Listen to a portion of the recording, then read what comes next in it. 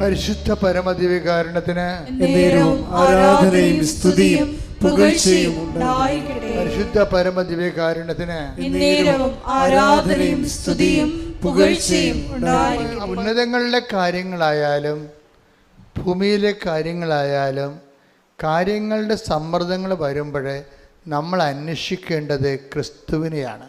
നീ പീഡിപ്പിക്കുന്ന യേശുവാണ് ഞാനെന്നാണെങ്കിലും അത് പൗലോസ് സാവുൾ തർജ്ജമ ചെയ്തത് എന്താണ്?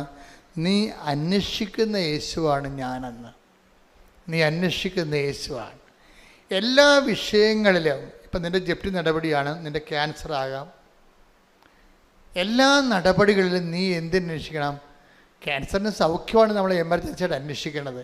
പക്ഷെ അതിൻ്റെ കൂടെ സമാന്തരമായിട്ട് അന്വേഷിക്കേണ്ടത് അതിലൂടെ നീ യേശുവിനെയും അന്വേഷിക്കണം. പിടിയിട്ടില്ലേ?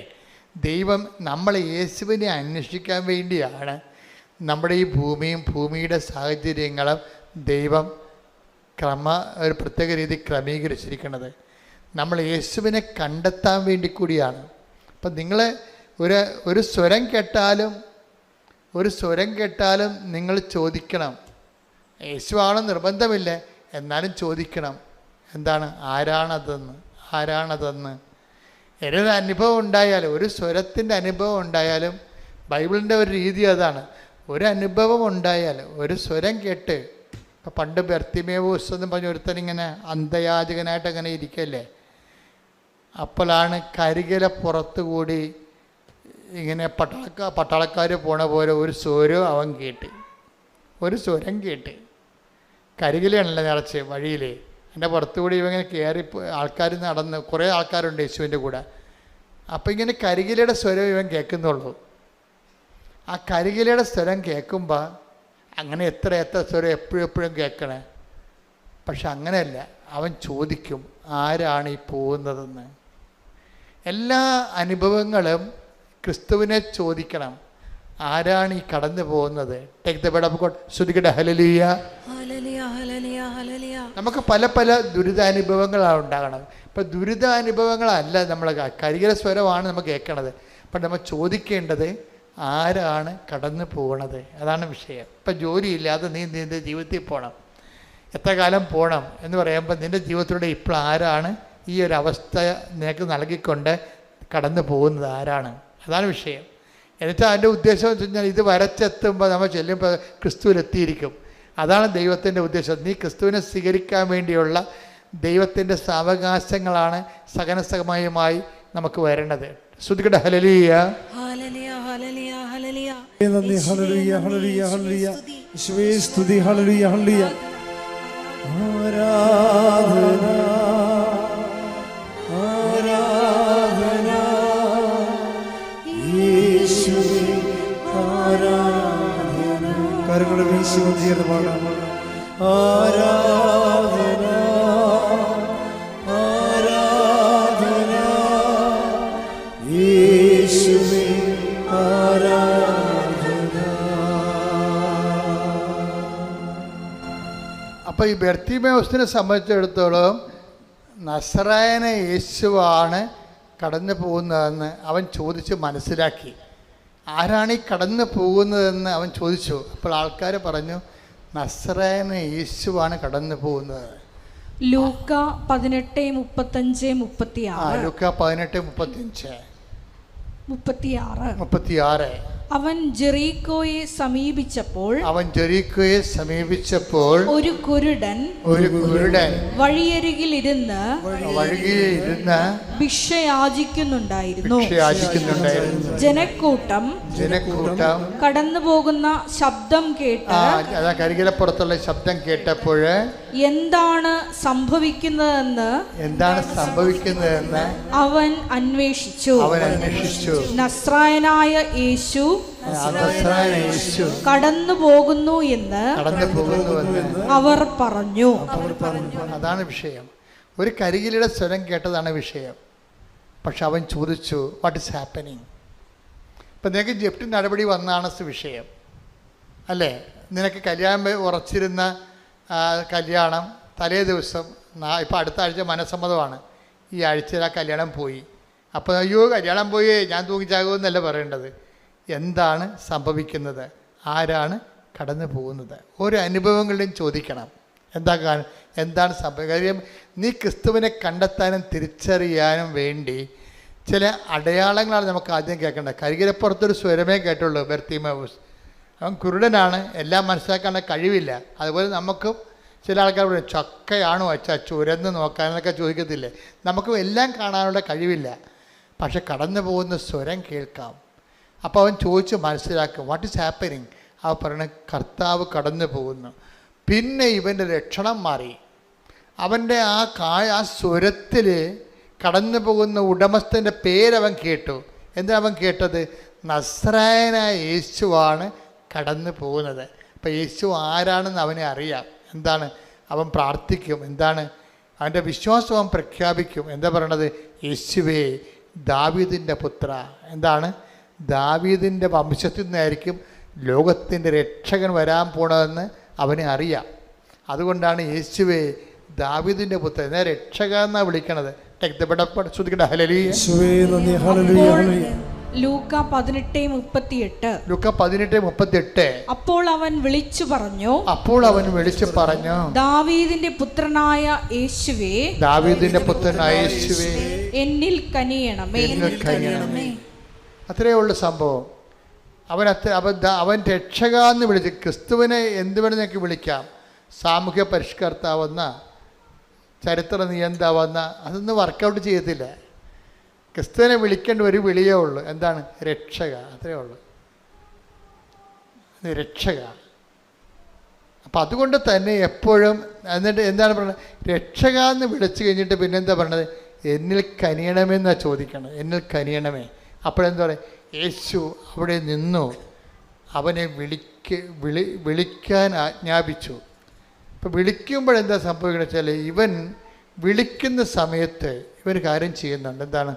വളരെ കൃത്യമായി ചെയ്യണ രീതി, വളരെ ശ്രദ്ധയോടെ ചെയ്യേണ്ട കാര്യമാണ് ഈ ബർത്തിമേവൂസ് ചെയ്യണത്. എന്താണ്? വിളിച്ച ഉടനെ ആൾക്കാർ വന്ന് പറഞ്ഞു, നീ വിളിച്ചതാണ്, ഈശോ അവിടെ നിൽക്കുന്നുണ്ട്, നിൻ്റെ വിളി കേട്ട് നിന്നോ, നിന്നെ തിരിച്ച് വിളിക്കണമെന്ന് പറഞ്ഞു. തിരിച്ച് വിളിക്കണമെന്ന് പറഞ്ഞോടുകൂടി ഇവൻ ചെയ്തത് എന്താണെന്നറിയാവോ? അത് ഭയങ്കര സംഭവമാണ്. അപ്പം ചിന്തിച്ചു പോകും. ഇവൻ്റെ ഈ പുറംകുപ്പായം എടുത്ത് അവൻ എറിഞ്ഞു കളഞ്ഞു.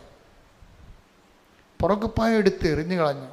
ക്രിസ്തുവിനെ സ്വീകരിക്കാനുള്ള ഏറ്റവും നടപടിക്രമങ്ങളെന്ന്, പുനരുദ്ധാനം ചെയ്ത യേശുവിനെ സ്വീകരിക്കാനുള്ള ഏറ്റവും നല്ല നടപടിക്രമങ്ങളാണ്. കാരണം ഇവൻ്റെ ഈ മുഖത്തിലെ വിയർപ്പും അതുപോലെ തുപ്പലുമൊക്കെ, ഇങ്ങനെയുള്ള കുറേ സംഭവങ്ങളും ഈ പുറംകുപ്പായം കൊണ്ടാണ് ആൾക്കാർ അഡ്ജസ്റ്റ് ചെയ്ത് കളയണത് തുടക്കമൊക്കെ. അപ്പം അതുകൊണ്ട് ഇതത്ര നല്ല തുണിയല്ല, ബാക്ടീരിയയൊക്കെ ഉള്ള പൊല്യൂട്ടഡ് ആയ സംഭവമാണ്.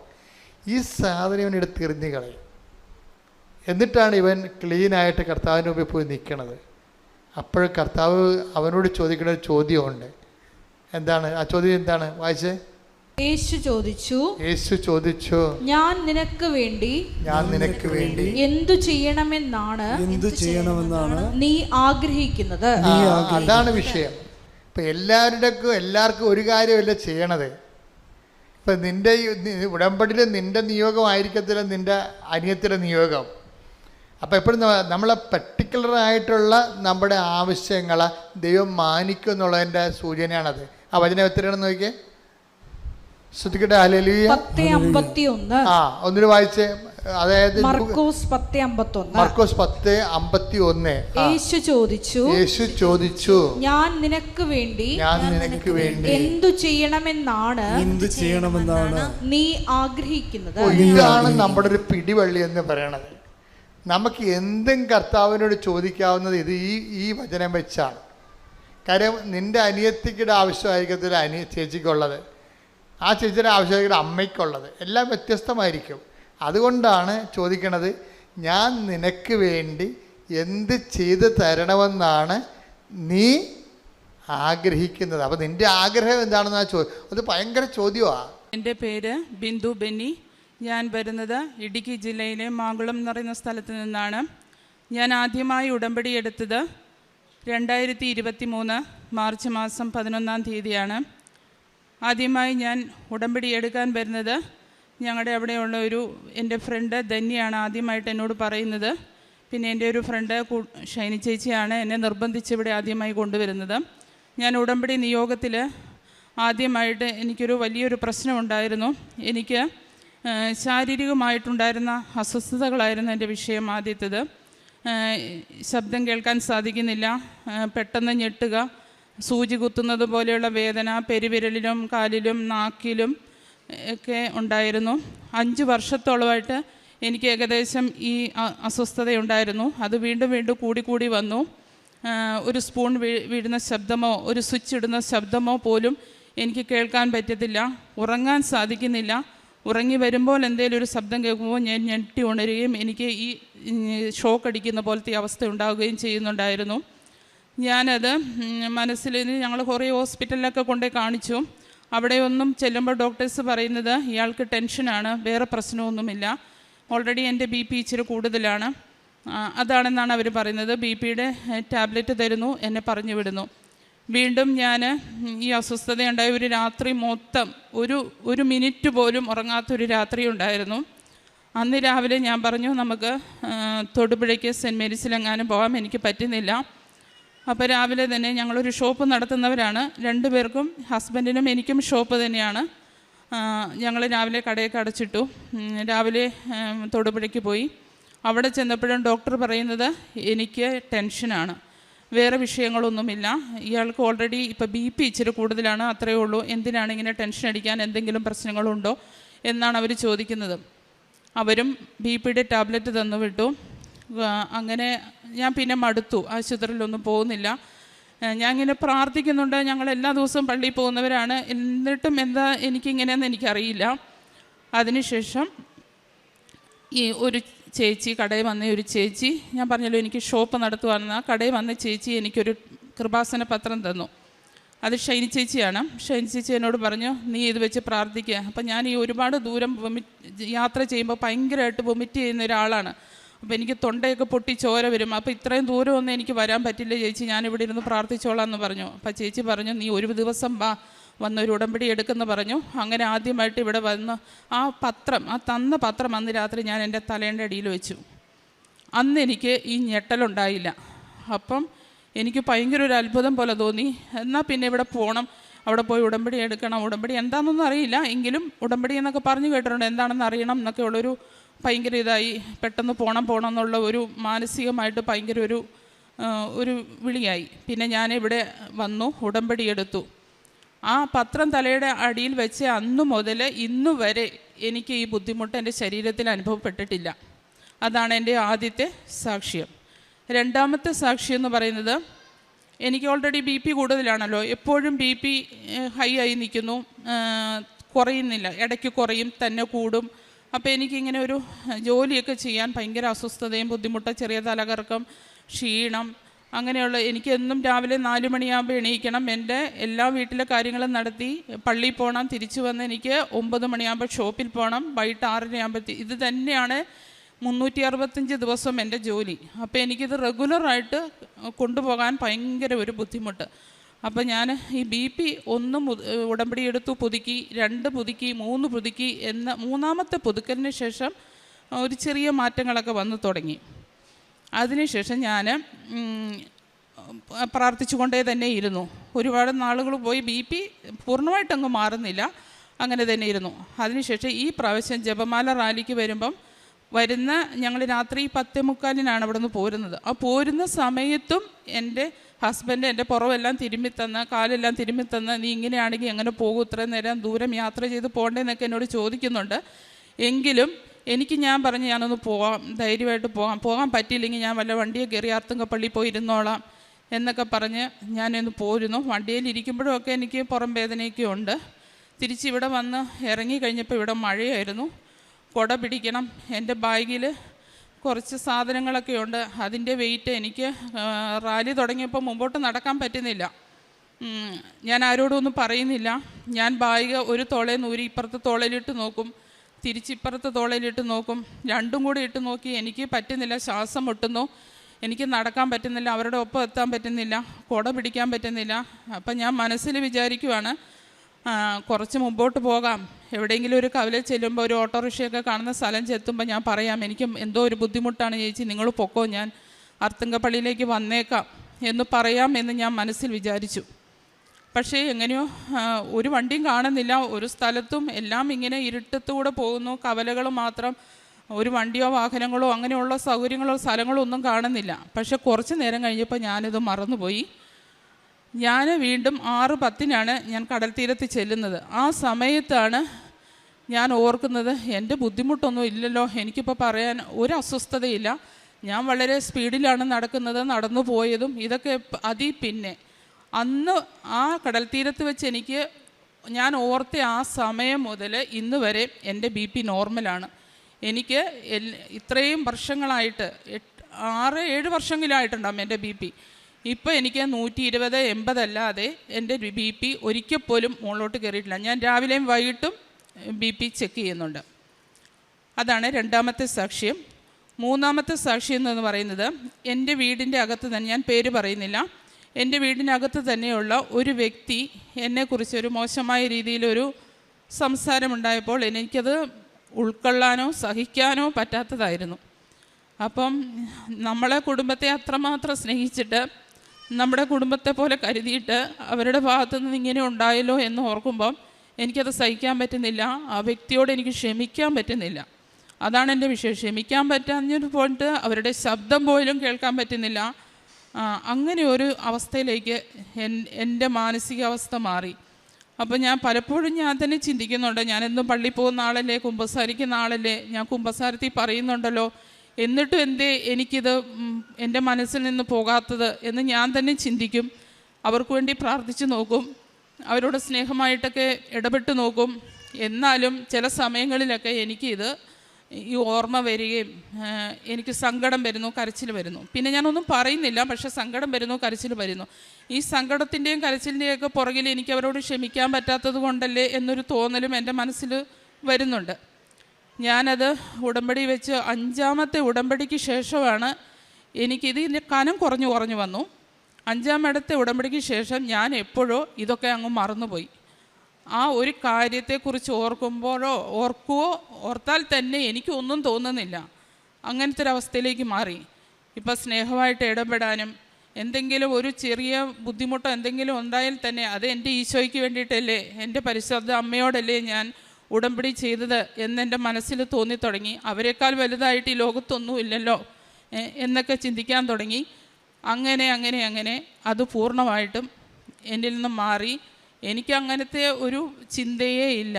നമ്മളെല്ലാവരും ഒന്നാണ്, നമ്മുടെ കുടുംബം എല്ലാവരും ഒന്നാണ്, ഈ കുടുംബത്തിലെ ഈശോയ്ക്കും മാതാവിനും വസിക്കാൻ പറ്റുള്ളൂ എന്നൊരു ചിന്തയിലേക്ക് എനിക്ക് വന്നു. അങ്ങനെ ആ ഒരു അവസ്ഥ അതിൽ നിന്നും പൂർണ്ണമായിട്ടും പരിശുദ്ധ അമ്മ എനിക്ക് വിമുക്തി തന്നിട്ടുണ്ട്. 4ാമത്തെ എൻ്റെ സാക്ഷി എന്ന് പറയുന്നത്, എൻ്റെ സ്വന്തം വീട് മൂന്നാറിനപ്പുറം ചിന്നക്കനാൽ എന്ന് പറയുന്ന സ്ഥലത്താണ്. അവിടെ ഞാൻ കല്യാണം കഴിഞ്ഞിട്ട് 25 വർഷമായി. എങ്കിലും അന്ന് ഉള്ളതുപോലെ തന്നെ ആ വീടിലെ അംഗങ്ങളൊക്കെ കൂടി വന്നെങ്കിലും വീടിന് ഒരു സൗകര്യക്കുറവുണ്ട്. അപ്പം ഒരുപാട് പ്രായമായ മാതാപിതാക്കളുണ്ട്, സഹോദരങ്ങളുണ്ട്, അവരുടെ കുടുംബങ്ങളുണ്ട്. അപ്പോൾ എല്ലാവർക്കും കൂടി താമസിക്കാനുള്ള സാമ്പത്തികമായിട്ടൊക്കെ അടുത്ത് വരുന്നുണ്ടെങ്കിലും അതിൻ്റെ പണി തുടങ്ങാനോ അതൊന്ന് സൗകര്യത്തിലാക്കാനോ അവർക്ക് സാധിക്കുന്നില്ലായിരുന്നു. അപ്പം ഞങ്ങളൊക്കെ വീട്ടിൽ ചെല്ലുമ്പോൾ ഞങ്ങൾക്കൊക്കെ അതൊരു ബുദ്ധിമുട്ടാണ്. ഞാനും ഹസ്ബൻഡും 2 കുട്ടികളും ഉണ്ട്, ഇവിടുത്തെ പേരൻസ് ഉണ്ട്. അപ്പോൾ അവരൊക്കെ ചെല്ലുമ്പോൾ അതെല്ലാം ബുദ്ധിമുട്ടായിട്ട് തോന്നുമ്പോൾ ഞാനിത് ഉടമ്പടിയിൽ വെച്ചു. അപ്പോൾ പ്രാർത്ഥിച്ചു. ഞാൻ ഉടമ്പടി വെച്ച് 1.5 മാസം കഴിഞ്ഞപ്പോൾ തന്നെ പതുക്കെ പണികൾ തുടങ്ങാൻ തുടങ്ങി. അതിനുശേഷം ഒരു 3 മാസം അടുത്ത ഉടമ്പടി പുതുക്കുന്നതിന് മുമ്പ് തന്നെ വളരെ സ്പീഡിൽ ആ പണികൾ മുഴുവൻ, ഒരു ചെറിയ പണി പോലും ബാക്കിയിടാതെ മുഴുവൻ പണികളും പൂർത്തിയാക്കി എല്ലാ സൗകര്യങ്ങളോടും കൂടിയുള്ള ഒരു വീടായിട്ട് തീർന്നു. അതാണ് 4ാമത്തെ സാക്ഷ്യം. ഇത്രയും അനുഗ്രഹങ്ങളാണ് ഉടമ്പടിയിലൂടെ പരിശുദ്ധ അമ്മ ഈശോയോട് എനിക്ക് വാങ്ങി തന്നിട്ടുള്ളത്. യേശുവിൻ്റെ നാമത്തിന് മഹത്വമുണ്ടാകട്ടെ. ഇനി പ്രേക്ഷിത പ്രവർത്തനങ്ങൾ എന്ന് പറയുന്നത്, എൻ്റെ പ്രേക്ഷിത പ്രവർത്തനം പത്രം ഞാൻ ഇവിടെ നിന്ന് വാങ്ങിക്കൊണ്ട് പോകും. അത് ഞാൻ പറഞ്ഞല്ലോ, ഞങ്ങളുടെ നാട്ടിൽ ഒരുപാട് പേര് ഇവിടെ വന്ന് ഉടമ്പടി എടുത്തിട്ടുണ്ട്. അപ്പോൾ ഈ പത്രവിതരണം എന്ന് പറയുന്നത് ഞങ്ങൾക്ക് ആ ഒരു നാട്ടിലേ കൊടുക്കാൻ പറ്റുള്ളൂ. ഒരു 25-26 കിലോമീറ്റർ ഉള്ളിലേക്കാണ് ഞങ്ങളുടെ ഗ്രാമം എന്ന് പറയുന്നത്. അപ്പോൾ ഞങ്ങൾ ഈ പത്രവിതരണം നടത്തണമെങ്കിൽ ഒരു ദിവസം മെനക്കെട്ട് നമ്മൾ ദൂരോട്ട് എങ്ങോട്ടെങ്കിലും ഒക്കെ പോകണം യാത്ര ചെയ്ത്. അപ്പോൾ അതുകൊണ്ട് അവിടെ എല്ലാവർക്കും കിട്ടുമല്ലോ. അപ്പോൾ അത് കാരണം എൻ്റെ മനസ്സിൽ അങ്ങനെ തോന്നി. ഞാനത് കിട്ടാത്ത ഇടങ്ങൾ, അതായത് ഞങ്ങൾക്ക് അവിടെ ഒരുപാട് ആദിവാസി മേഖലകളൊക്കെ ഉണ്ട്, അവരുടെ ഇടയിലേക്കൊക്കെ ഈ പത്രവിതരണം ചെയ്താലോ എന്നെനിക്ക് തോന്നി. അങ്ങനെ അവരിലേക്ക് പത്രവിതരണം തുടങ്ങി ഞാൻ. അതുപോലെ തന്നെ അവരുടെ നമ്പറുകളൊക്കെ ഫോണിൽ വാങ്ങി അത് എൻ്റെ ഫോണിൽ സേവ് ചെയ്തു. അപ്പോൾ ഷോപ്പായതുകൊണ്ട് എല്ലാവരും കടകളിൽ വരും, എന്നും തന്നെ മിക്കവരെയും നമുക്ക് അവരെ കാണാൻ സാധിക്കും. അപ്പോൾ അങ്ങനെ ചെയ്തു. ഞാൻ എപ്പോഴും പരിശുദ്ധ അമ്മയോടും കൃപാസനത്തെക്കുറിച്ചും ജോസഫസിൻ്റെ ധ്യാനത്തെക്കുറിച്ചും ഇവിടുത്തെ രീതികളെക്കുറിച്ചും ഒക്കെ ഞാൻ അവരോട് പറയും. അവർ അത് കേൾക്കും. അവർക്ക് ഭയങ്കര ഒരു ജിജ്ഞാസയായി. അവരെയും ഒന്നും അറിയില്ലാത്ത ഒരു ജനതയാണല്ലോ. അപ്പോൾ അവർക്ക് ഞാൻ ഇതെല്ലാം അമ്മയൊക്കെ പറഞ്ഞു കൊടുത്ത് അവർ ഈ ടോക്കുകളും ഈ കൃപാസന പത്രവും അവർക്ക് വലിയ വിദ്യാഭ്യാസം ഒന്നും ഉള്ളവരല്ല, എങ്കിലും അവരുടെ കുഞ്ഞുങ്ങളൊക്കെ സ്കൂളിൽ പോകാൻ തുടങ്ങിയിട്ടുണ്ട്. അവർക്കൊക്കെ വായിക്കാനും എഴുതാനും ഒക്കെ അറിയാം. അവർ വാങ്ങുന്നു, ആ ടോക്കുകൾ കേൾക്കുന്നു. ഇപ്പോൾ അവർ കുറച്ച് പേര് ആദിവാസികളൊക്കെ ഇവിടെ വന്ന് ഉടമ്പടി എടുത്തിട്ടുണ്ട്. ഇനിയും കുറച്ച് ചേച്ചിമാരൊക്കെ എന്നോട് പറഞ്ഞിട്ടുണ്ട്, ഇനി പോകുമ്പോൾ പറയണം, എനിക്ക് ഞങ്ങൾക്കൊന്ന് വരണം, ഞങ്ങളെ ഒന്ന് കൊണ്ടുപോകാമോ എന്ന് ചോദിച്ചിട്ടുണ്ട്. അടുത്ത തവണ വരുമ്പം ഓരോരുത്തരെയായിട്ട് കൊണ്ടുവരും. പിന്നെ കാരുണ്യപ്രവൃത്തികളായിട്ട് പിന്നെ ഞങ്ങൾ അനാഥാലയങ്ങൾ സന്ദർശിക്കാറുണ്ട്. അതുപോലെ തന്നെ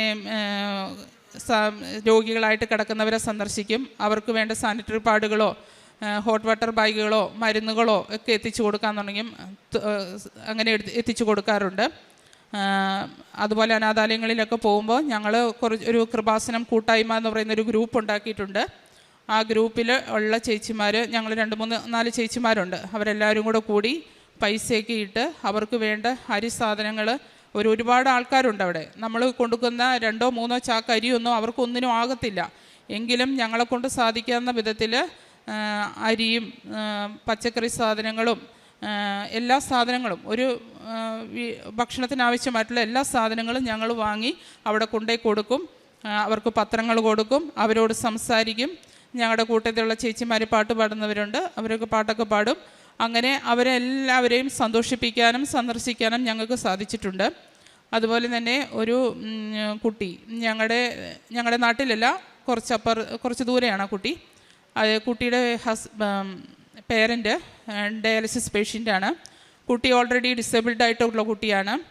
അപ്പോൾ കുട്ടിക്ക് ഡിസേബിൾഡ് ആയതുകൊണ്ട് പഠിക്കാൻ സീറ്റ് കിട്ടി, പക്ഷേ ഹോസ്റ്റൽ ഫീസ് കൊടുക്കാൻ നിർവാഹമില്ല. അപ്പോൾ എന്നെ എൻ്റെ ആൻറ്റി വിളിച്ചു, ഇങ്ങനെ ഒരു കുട്ടിയുണ്ട്, എന്തെങ്കിലും ചെയ്യാൻ നിങ്ങളെ കൊണ്ട് സാധിക്കുമോ എന്ന് ചോദിച്ചു. അപ്പോൾ ഞാൻ ഞങ്ങളുടെ കൂട്ടായ്മയിലുള്ള എല്ലാ ചേച്ചിമാരെയും ചോദിച്ചു.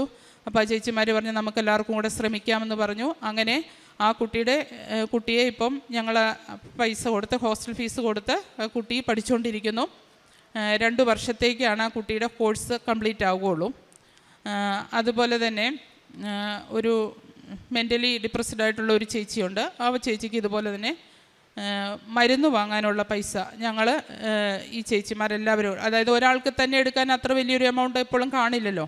അപ്പോൾ ഞങ്ങളെല്ലാവരും കൂടിയിട്ടാണ് ആ എമൗണ്ട് ഇട്ട് അവരുടെ വീട്ടിലെത്തിച്ചു കൊടുക്കാറുണ്ട്. അതുപോലെ തന്നെ ഞാൻ സ്റ്റിച്ചിങ് ചെയ്യുന്നുണ്ട്. ഓൾറെഡി കടയിലിരുന്ന് ഫ്രീ ടൈമിലൊക്കെ സ്റ്റിച്ചിങ് ചെയ്യുന്നുണ്ട്. അപ്പോൾ ഞാൻ ഇച്ചിരി ബുദ്ധിമുട്ടുള്ളവരെയും, നമുക്കറിയാലോ ഒരു ഗ്രാമമായതുകൊണ്ട് എല്ലാവരോടും അങ്ങോട്ടും ഇങ്ങോട്ടും ഒക്കെ എല്ലാവരെയും അറിയാം. അപ്പോൾ അങ്ങനെയുള്ളവരോടൊക്കെ അവർക്ക് ചുമ്മാ പൈസ വാങ്ങാറില്ല. അങ്ങനെയൊക്കെ ചെയ്തു കൊടുക്കാൻ സാധിക്കുന്നുണ്ട്. അതുപോലെ തന്നെ അതിന് എൻ്റെ ഹസ്ബൻഡും എൻ്റെ കുടുംബത്തിലുള്ളവരും എൻ്റെ മക്കളും എല്ലാവരും എന്നെ ഹെൽപ്പ് ചെയ്യാറുണ്ട്, എല്ലാവരും സഹായിക്കുന്നുണ്ട്. എല്ലാവരുടെയും സന്തോഷത്തോടുള്ള ഒരു കൂട്ടായ്മയിലൂടെയാണ് ഞങ്ങളുടെ പ്രേക്ഷിത പ്രവർത്തനങ്ങളും കാരുണ്യ പ്രവർത്തികളും ഒക്കെ ചെയ്യുന്നത് പോലെ. അതുപോലെ തന്നെ ഒരു ദിവസം ഞാൻ മാതാവിനെ സ്വപ്നം കണ്ടിട്ടുണ്ട്. ഒരു ദിവസമല്ല, രണ്ട് പ്രാവശ്യമായിട്ട് എനിക്ക് അങ്ങനെ ഒരു അനുഭവം ഉണ്ടായിട്ടുണ്ട്.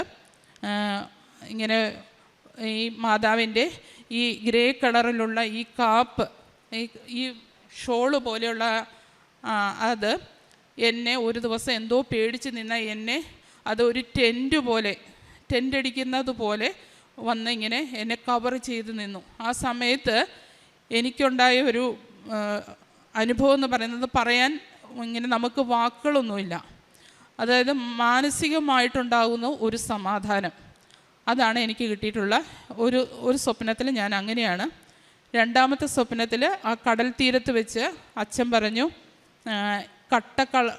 കട്ടയായിട്ടുള്ള മഞ്ഞ് കട്ടകൾ ഇങ്ങനെ പല രൂപത്തിൽ ഇങ്ങനെ വരുന്നു. അപ്പം അച്ഛൻ പറയുന്നു, എല്ലാവരും അതിലേക്ക് നോക്ക്, അതിൻ്റെ അകത്ത് മാതാവുണ്ടെന്ന്.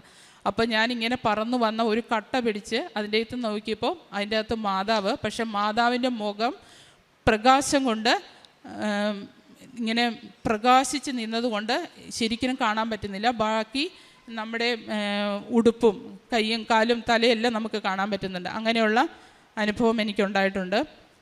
പിന്നെ ഇടയ്ക്ക് ഇതുപോലെ മുല്ലപ്പൂവിൻ്റെ മണം 1-2 തവണയൊക്കെ എനിക്ക് ഇന്നും അവിടെ ചെന്നിരുന്നപ്പം ഞാനിങ്ങനെ സാക്ഷ്യം പറയാൻ പറ്റുമോ എന്ന് ഞാൻ ചിന്തിച്ചുകൊണ്ടിരുന്ന സമയത്ത് എനിക്ക് ഈ മാതാവിൻ്റെ മുല്ലപ്പൂവിൻ്റെ മണം പോലെ തോന്നി. അപ്പം ഞാൻ ഓർത്തു, ഇന്നെനിക്ക് സാക്ഷ്യം പറയാൻ പറ്റും. അതെനിക്ക് പറയാൻ പറ്റി. ഈ തന്ന എല്ലാ അനുഗ്രഹങ്ങൾക്കും യേശു തിരുക്കുമാരനും പരിശുദ്ധ അമ്മയ്ക്കും എൻ്റെ ഹൃദയം നിറഞ്ഞ നന്ദി പറയുന്നു. ഒരുപാട് നന്ദി പറയുന്നു. എല്ലാവരും ആത്മാർത്ഥമായിട്ട് പ്രാർത്ഥിച്ചാൽ, വിശുദ്ധിയോടെ ജീവിച്ചാൽ, ഈശോയ്ക്ക് ഇഷ്ടപ്പെട്ട പോലെ ജീവിച്ചാൽ ഇതുപോലെയുള്ള അനുഗ്രഹം, മനസ്സിൻ്റെ അനുഗ്രഹം, നിയോഗങ്ങളെക്കാളെല്ലാം അപ്പുറം. നിയോഗങ്ങൾക്കൊന്നും ഒരു പ്രാധാന്യമില്ല, മരിച്ചു പോകും. നമ്മൾ മരിച്ചു പോയി കഴിഞ്ഞാൽ നിയോഗങ്ങൾക്കൊന്നും ഒരു വിലയില്ലെന്ന് എനിക്കറിയാം. എങ്കിലും നമ്മൾ ആത്മാവിനെ ഈശോയ്ക്കായിട്ട് കാത്തു സൂക്ഷിക്കാൻ എല്ലാവർക്കും കഴിയട്ടെ. ഞാൻ അതിനു വേണ്ടിയിട്ടാണ് എൻ്റെ ആത്മാവിനെ ഒരുക്കിക്കൊണ്ടിരിക്കുന്നത്.